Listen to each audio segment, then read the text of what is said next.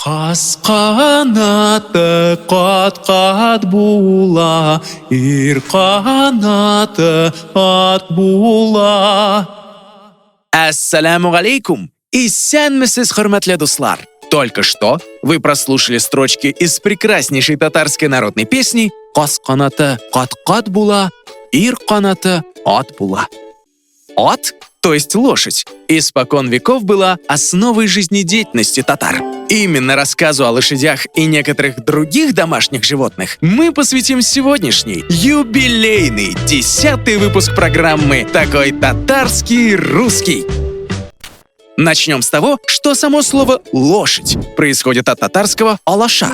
Об этом пишут советский лингвист-тюрколог Николай Константинович Дмитриев, русский филолог-классик Федор Евгеньевич Корж и российский востоковед-тюрколог Василий Васильевич Радлов.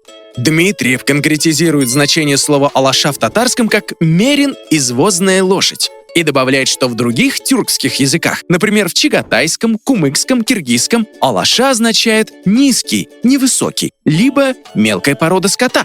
Далее Николай Константинович рассуждает так. Русская лошадь, вероятно, произошло из комбинации алаша плюс ат, то есть мерин плюс лошадь. Причем первое «а» татарского оригинала отпало, поскольку оказывалось в безударной позиции. Если вы еще не в курсе, поспешу вам сообщить. В Республике Татарстан занимаются разведением татарской лошади. Что это значит? А то, что татарская порода лошадей официально зарегистрирована как отдельная порода. Она выделяется своей выносливостью и проходимостью. Татарские лошади очень крепкие, а их ноги невероятно сильные.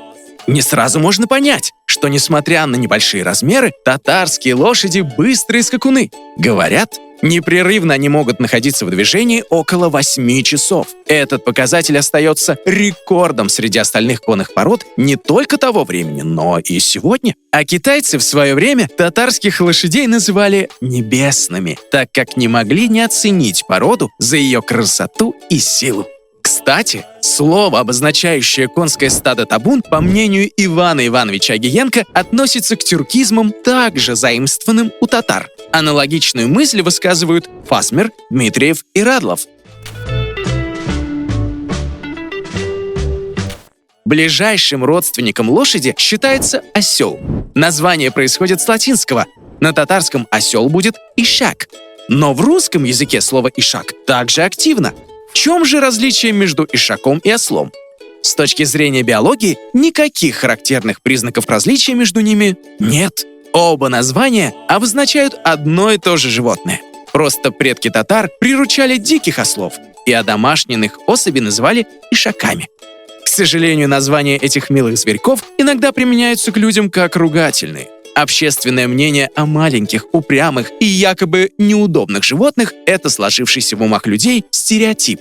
Оказывается, ослы стоят на одном месте, если почувствуют усталость, и будут стоять до тех пор, пока вновь не будут полны сил и энергии для того, чтобы продолжить путь.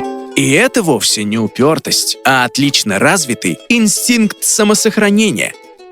Ну и еще одно домашнее животное на сегодня – это баран.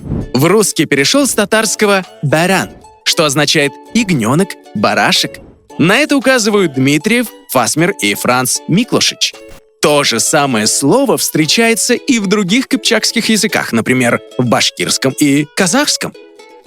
Хотелось бы завершить рассказ о братьях наших меньших словами пророка Мухаммада, саллаллаху алейхи вассалям. Бойтесь Аллаха в отношении животных, которые не могут говорить о своих нуждах. Если вы ездите на них, обращайтесь с ними соответственно, не перегружайте их. Если вы держите их для еды, выгуливайте их на хороших пастбищах, где достаточно пищи. Абу Дауд. Ну что же, с вами была программа «Такой татарский русский». Впереди много интересного.